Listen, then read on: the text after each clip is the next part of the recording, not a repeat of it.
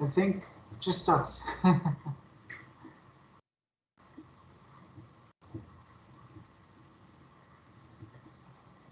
I know Christopher's going to be a little bit late. Yeah, it looks like it's still ringing, David. Yeah, yeah. And looks like it's still ringing, Scott. What? How unlike them to not be prepared. To which I will say, fine, then I'll take a second and eat a cookie.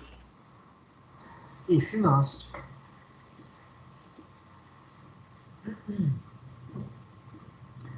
So I gotta say, with Wheel of Time, did you see the new one?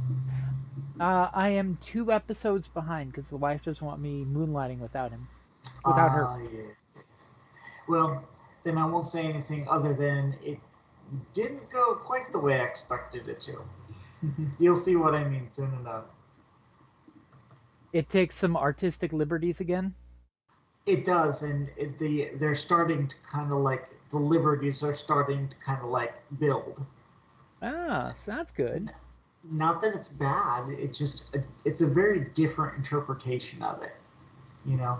Yeah, I mean that's something I was kind of expecting because it's not like the books were the most modern books. I mean, it's not like they haven't been out for a while.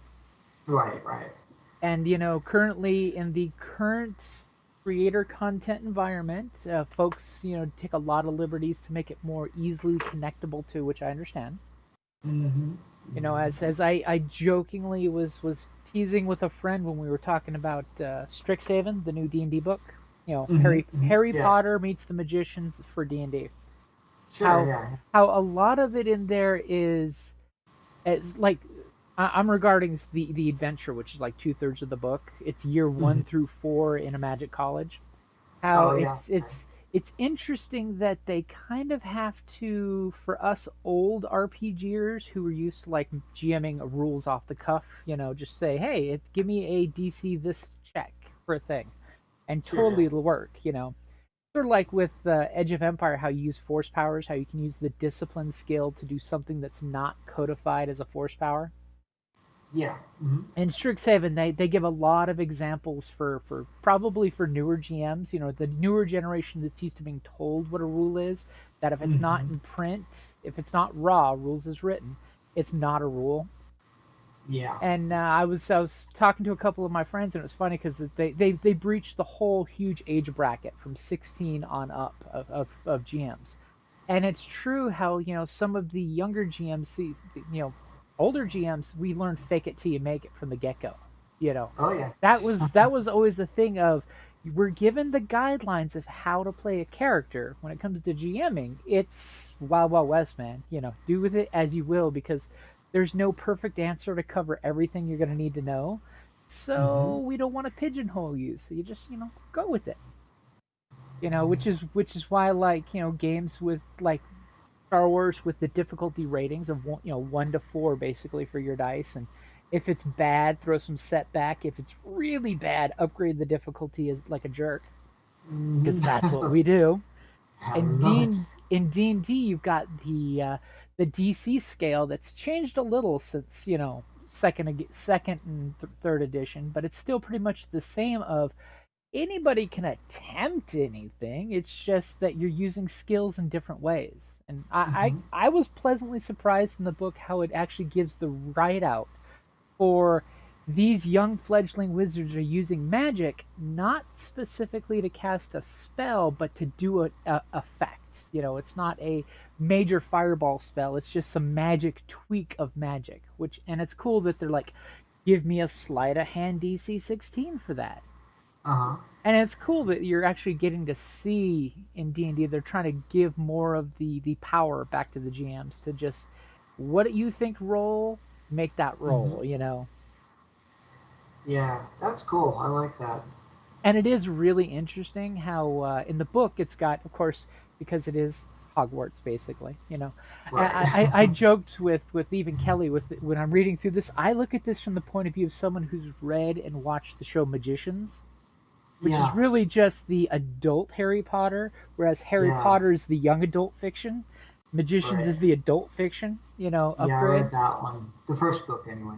Uh huh. and it's a lot more adult. It sure is. It's college kids, and they're a lot different than middle school kids. Uh-huh. But they have a new rule for basically relationships. And as you do events, players get to pick whether they're making a positive relationship with an NPC or a negative relationship.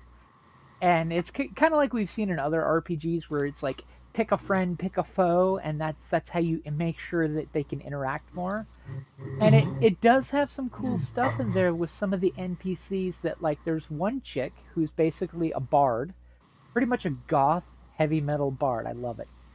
That if she hates you, her goth bard friends will boo and hiss you at any performance you perform at, whether it's like smash poetry, music, doing any fancy stage magic. That because she hates you, her clique will automatically boo and hiss you on social interactions. Oh, gross.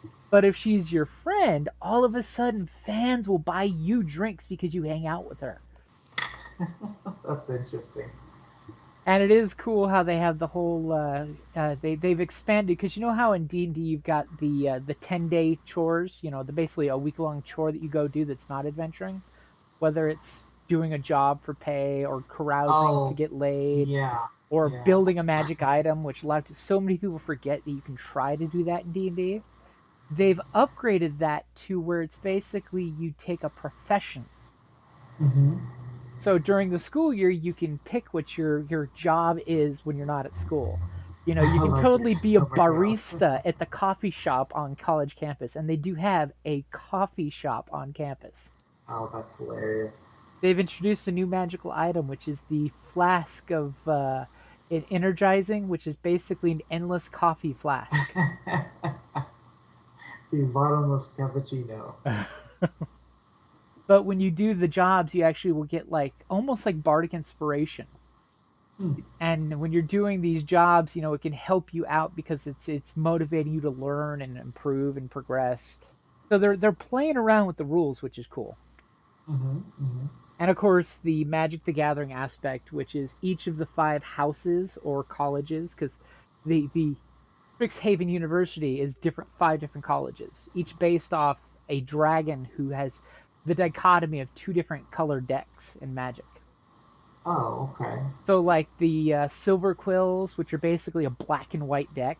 So they're basically the goth kids who summon spirits, but their college mascot is basically an ink blot, an inkling, which is this living animated glob of ink that sometimes they take Dull. forms, sometimes they don't. And the Mm. joke is, for their version of Quidditch, they have a game called Mage Tower, which is 2 colleges will have 5 participants and one of their mascots. And the mascot is basically the ball. And it's capture the flag that you have to grab the mascot of the other team and run it to your goal, your Oh, tower. gross. But it's cool because they've got the Silver Quills, which are black and white, and they're all about eloquence of speech. Like Mm. if you watched Magicians, Elliot totally would be a Silver Quill. Yeah. Good clothes, good speech, good presence. Even in writing, he's very eloquent. Then they've got the Prismari, which are blue and red deck, and they're the artists. So think, flash graffiti artist that uses magic.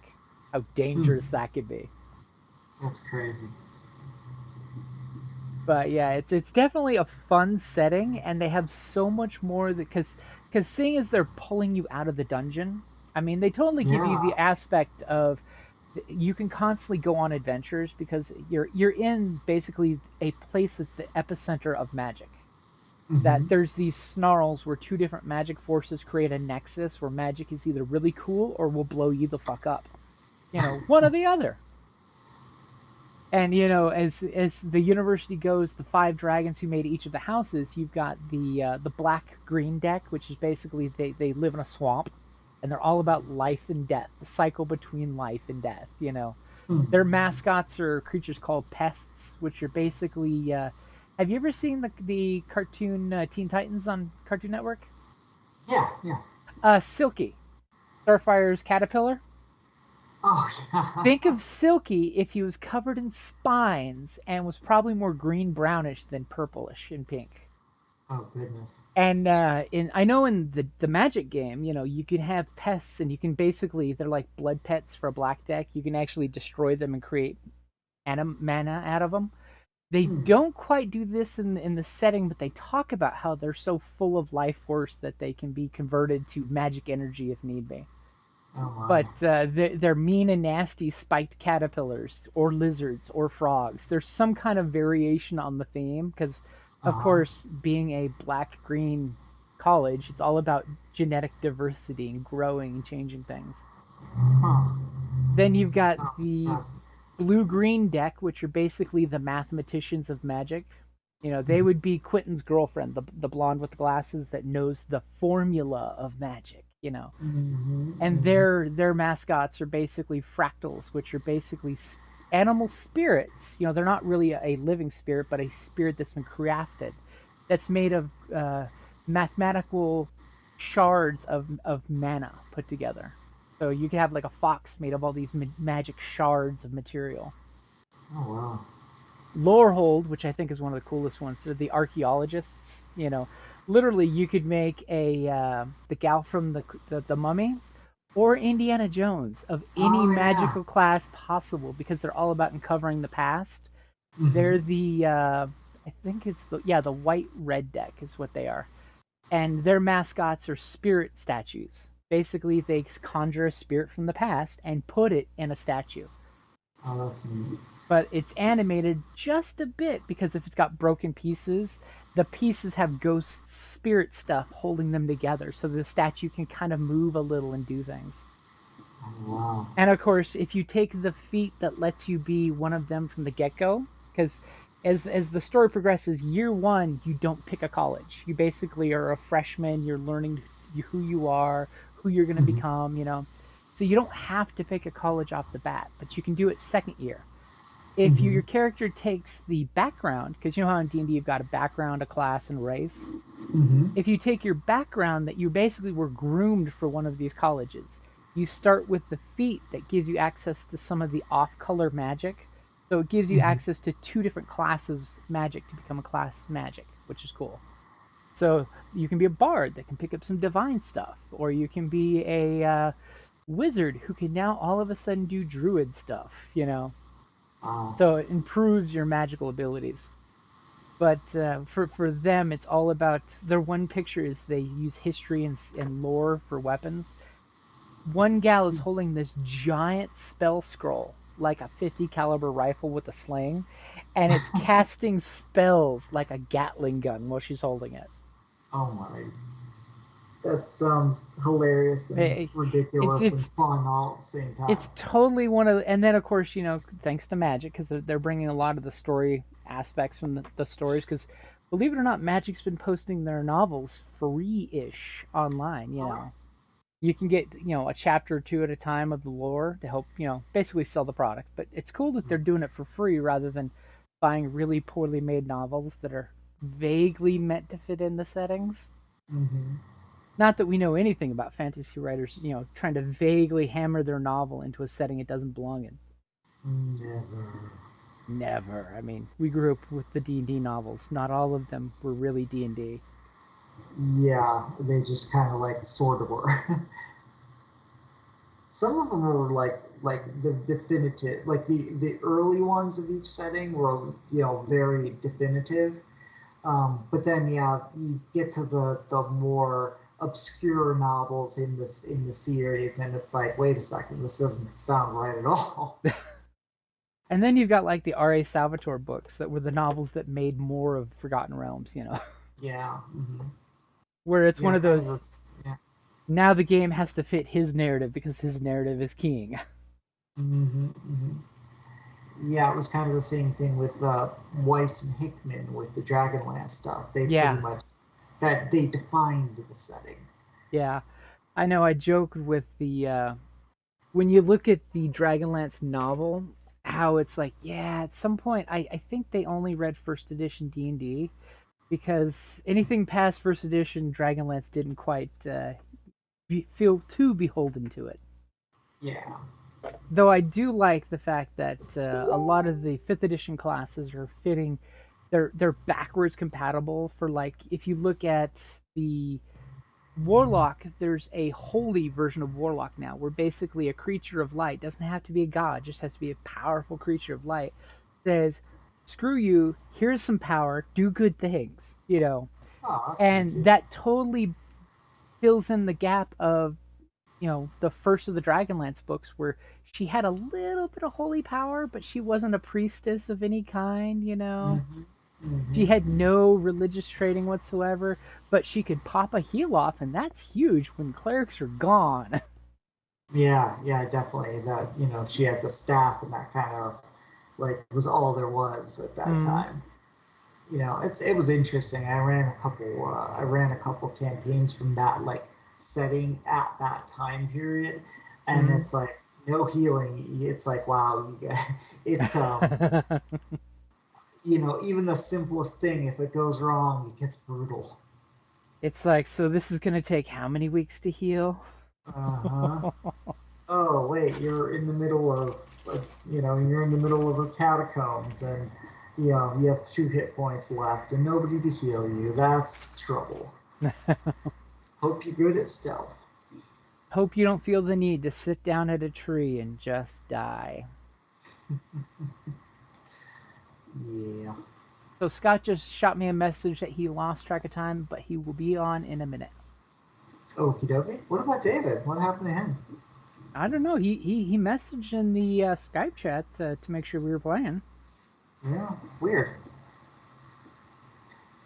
What's with this people falling asleep thing? What's this Of falling course, asleep stuff? of course, I'm the only one in the roll 20 right now.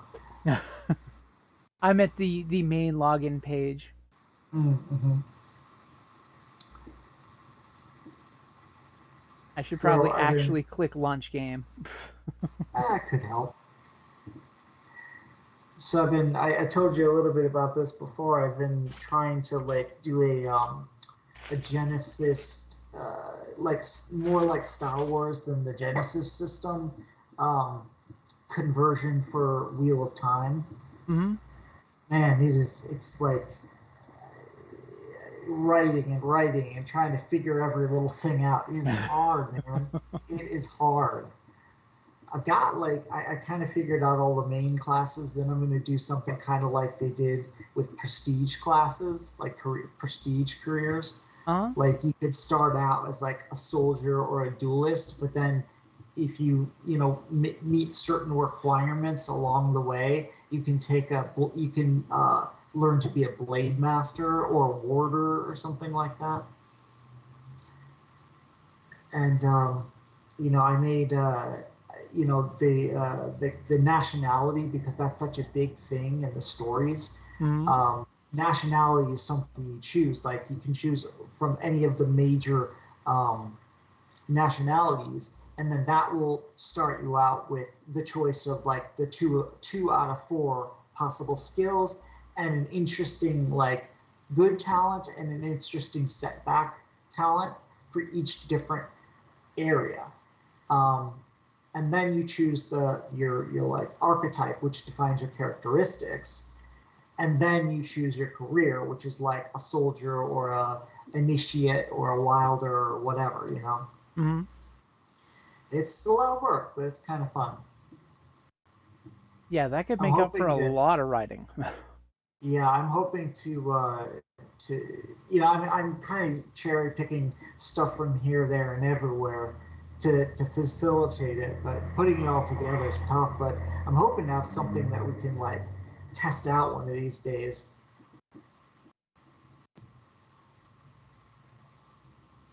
The only thing I have to throw out is for spring season, if it's during the week, it's gonna have to be after 7:30 at night.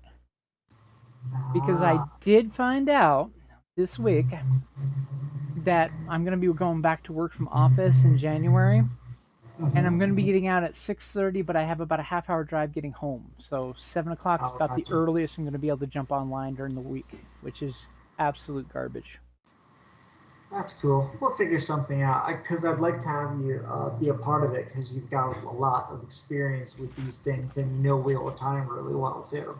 Yeah. Well, it's a fun setting. I mean, and the nice thing is the wiki pages are really filled out. I mean, not very spoilerful, but the fact that the pages themselves are filled out to the point of you can easily, if you want to save yourself some time, you can totally jump on there and copy paste. Yeah, I Not to do a bit of that from the original role playing game mm, book. because why reinvent the wheel of time? Exactly. Ah, It was so knock good it her wrote out. itself. You would just been waiting to use that one. Hello. Hey, Hello. Scott. How's it going? It's a going. The theme of the night is hurry up and wait because I think we're all dragon today. I'm still Inching waiting to off. hear back from David. He knows we were gaming, but he has not seen Facebook, but he's active on Facebook. Ah. Does that just mean he left his computer Although on? actually, I do have something that did happen today. We started the Winter Haven Oh, ceremonies. nice. That's always neat. Which means every Oh, 5 minutes. Yeah. Scott lives up in Winter Haven. Lots of happy people. Mm-hmm. is that where there's that like all the lighting displays and stuff? Yeah. Yep. Oh, okay. Where they do the horse-drawn carriage to try to cut down on the traffic. Well, actually, they can't do horse-drawn carriages anymore. They do motorized trolleys.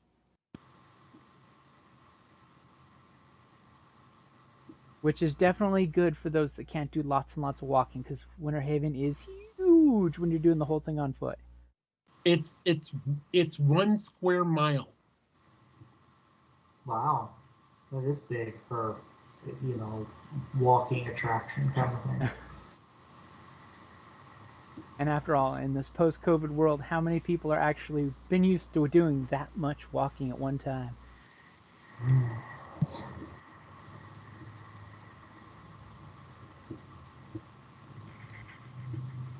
I know. I was getting back to Well, the. actually, that tends to go both ways because you either have the people that were doing nothing, or you have the people that like run solo and are now doing marathons. I ran 6 miles this morning. There Oh you go. wow! I was just getting back and doing the jogging because the whole blood sugar thing. And 2 miles, I'm like, damn, doing just a jog 15, walk 15. That was kicking my butt. And apparently the dog agrees. No, Was the dog going with you? Oh no! Unfortunately, she doesn't have a setting really well that switches from jog to walk. She wants to do the whole thing at a jog, a very brisk jog. Depending on how much she weighs, she can be. You could put on skates and she can pull you. Well, when we took her to the vet for her shots and her checkup, she is now officially 97 pounds. Wow. But she still has very low body fat, which is good. Mm-hmm. That's good. I mean, she worries me sometimes by not eating enough. She's got plenty of food, but it depends on when she gets fed. Little Piggo, last night I fed both the dogs and gave them some pumpkin pie filling. And needless to say, she ate the other dog's bowl, then came back and ate up all her pie filling off of her bowl. Okay. Because she knows the other dog won't touch her bowl. So the little Piggo ate the other person's food. I mean, Sun Tzu would be proud of this German Shepherd. Live off your enemy. But they're totally nuts for pie anything pumpkin related because they've got this vitamin supplement we occasionally give them when they have upset stomachs and stuff. It's basically pie, pumpkin pie filling without the sugar and the bad crap put in. Yeah, And pumpkin's apparently actually really good for their digestion. Yeah, it's really good for upset stomachs and digestion. And Oh, for a second I thought I got a message from David saying he was on his way, but no, it was not David saying he was on his way. It was another friend saying they are on their way to an event. Different friend, different event, I assume. Different friend, different event. Apparently, it is a after 4th Avenue event this weekend get together. Oh, that's nice. To which I'm like, I love you guys, but I got a game. And I love you guys, and you've been around Pete the public all day today. I mean, I'm not liking the whole having to go back to working at the office anymore because that's still dealing with the public. Mm-hmm. People, and ugh, who wants to do that? As I remind my coworkers, we all work in the medical field, and by the time you know you have it, it's too late. Mm-hmm. It's like I've never had to do this myself, but it's that whole if you ever got like an STD and had to make that uncomfortable phone call. You know, it's the right thing, and you have to do it. You know, there's no you have to do it. You know, but do you really want to call folks and say, hey, if you've been around me for the last 48 hours, you should probably go get a swab shoved 3 inches up your nose? Oh yeah, tickle your brain a little. Get ready to be mummified. Swirl it around. Oh, I see David logged into Roll20. No, that's Christopher that logged into Roll20. Yeah.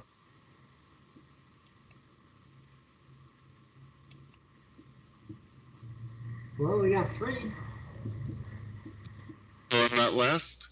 You're not last, no. Yay!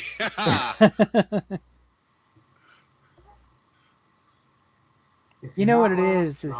This is totally a tech-based encounter, so of course the hacker's not going to be with us today. It just means he might be doing hero support long distance with you guys. Come on, it's all about the hero support. Why not? If you can't be a hero, you can at least be a hero supporter.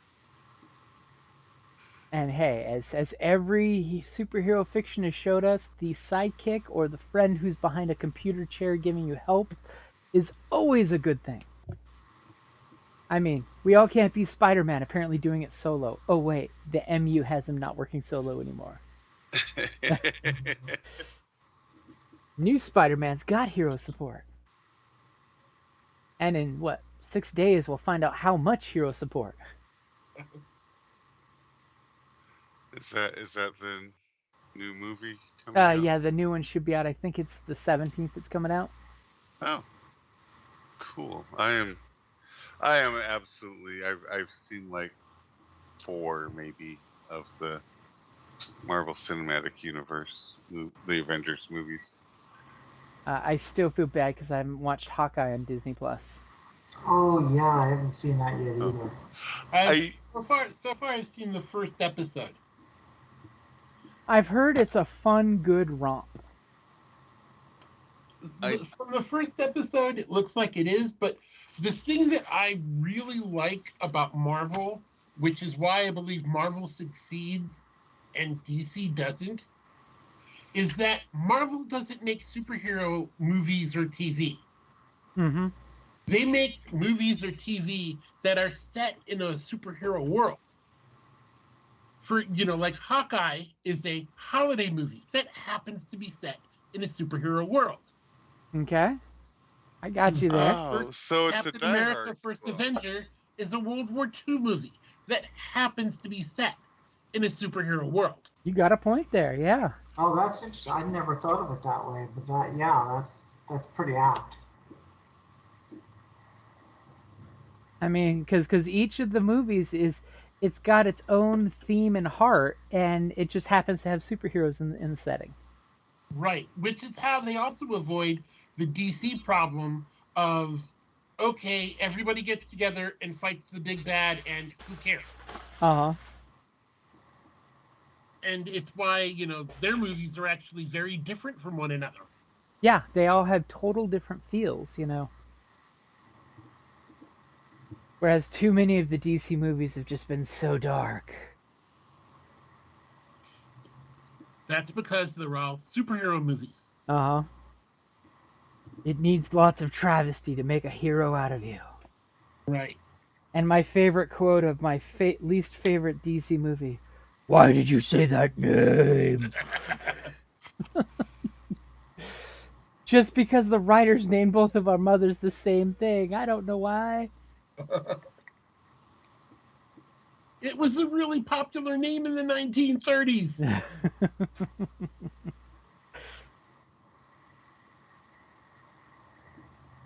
So shall we begin? I'm ready. David still hasn't messaged back, but I makes me wonder where he was when he sent that first message earlier today of "Are we gaming?" Are you at 1911?